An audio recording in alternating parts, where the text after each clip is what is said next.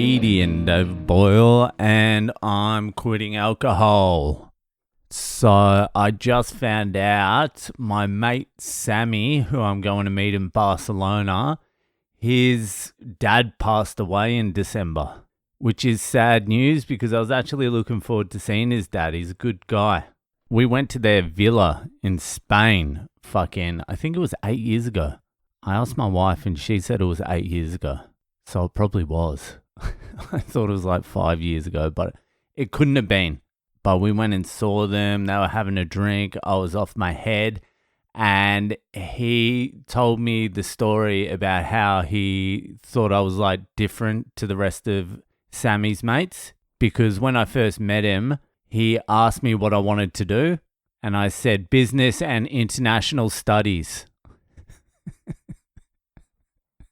He's like, I remember you saying that to me because the rest of Sammy's fucking friends were drop kicks and you were the only one who said something different. I'm like, yeah, but I didn't do it. I didn't even attempt to do it. I'm like, look at the alcoholic in front of you. I've been on a 2-day bender, and it turns out that on the way back from Sammy's parents' house, I had drunk way too much for too many days in a row, and I ended up in the toilet with like alcohol poisoning, just vomiting. So that's sad. He actually gave me a book. He wrote a book and he gave it to me and signed it for my wedding. Actually, it was called The Incompetent Cook. So that's fucking sad news. Sammy said he was good as well. Nothing wrong with his heart, nothing wrong with him at all. He was healthy, and then he just ended up having a massive heart attack. So watch out. He was like almost 80 though, I would say. But the wake is on the 21st of March, which is the day after I get into Spain. So I'll go in there and I'll pay my respects at the fucking wake. I've had some absolutely fucking cruisy days at work lately. I got knocked off today at 10 a.m. I got knocked off yesterday at 1:30, and the day before it was 2:30. So I'm feeling good. I'm feeling fresh.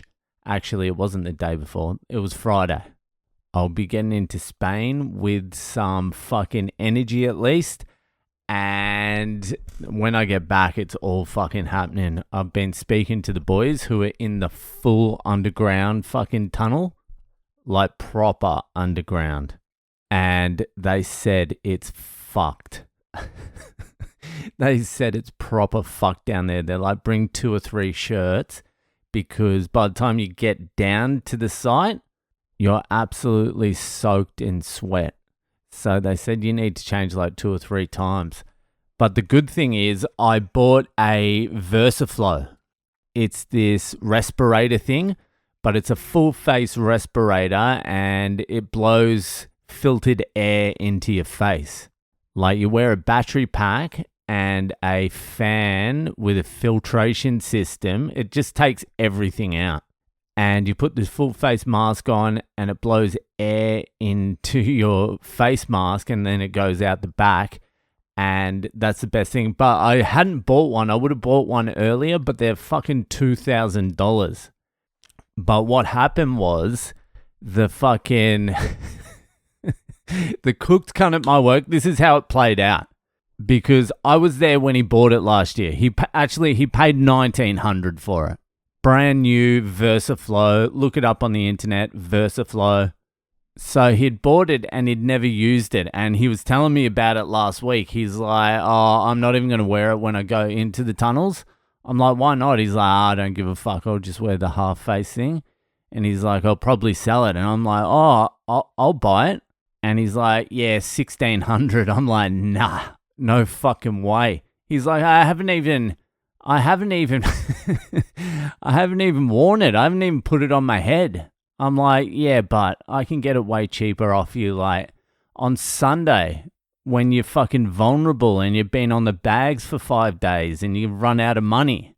Like, I'm not paying $1,600 now when I can get it for cheaper on Sunday. This is on Tuesday. This is Tuesday. I'm saying this to him, and Tuesday's payday. So he's all confident and shit. He's like, I'm I'm not selling it to you for fucking 1,200. And I'm like, well, we'll see about that on Tuesday. We're watching the UFC. Let's see how it goes. He was very cocky. Then Wednesday, he's like, are you still keen to buy it? I'm like, how much? He's like, maybe like $14.50. And I'm like, nah, I'm saving. I'm going to Spain.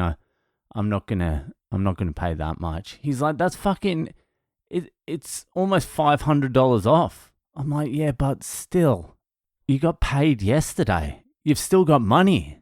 Like, why would I do that? You haven't even started smashing the bags yet. And then Thursday.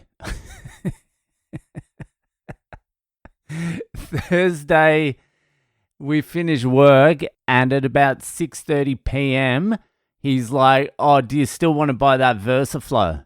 And I'm like, yeah, like, how much are you talking? And he's like, 1,400. And I'm like, I'm not paying 1,400, and I can't buy it in the 13s either because 13's an unlucky number. And he's like, I didn't even say 13s. And I'm like, I know you didn't. I know you said nothing about 13s. I'm telling you I can't buy it in the 13s. And then I don't get a message for a little while. And he's like, how much would you buy it for? I got this cunt on me. I've ticked up some bags and the cunt wants his money back. How much would you pay for it? And I'm like, 1,200. And he's like, what about 1,250? And I'm like, I can transfer the money to you tonight for 1,200. That's it. He's like, all right, transfer it. So I got a $2,000 fucking respirator for $1,200 off the cook cunt from work. That's how you do business. I knew he was going to crack. I didn't know he was going to crack on Thursday, though. 2 days after payday. I thought I was going to have to wait till Sunday. I could have got him down further as well. I just felt sorry for the cunt. I was going to say 11, but I was like, fuck, that's taking advantage now. That's like cash converters. So I was like, all right, I'll take my foot off his throat a little bit. I'll give him $1,200. He still lost $700 in the deal. And it's a fucking sweet respirator as well. I fucking tried it on the other day. I'm looking forward to the tunnels. I'm not at all. Anyway, that'll fucking do it for today. And I'll see ya the fuck later.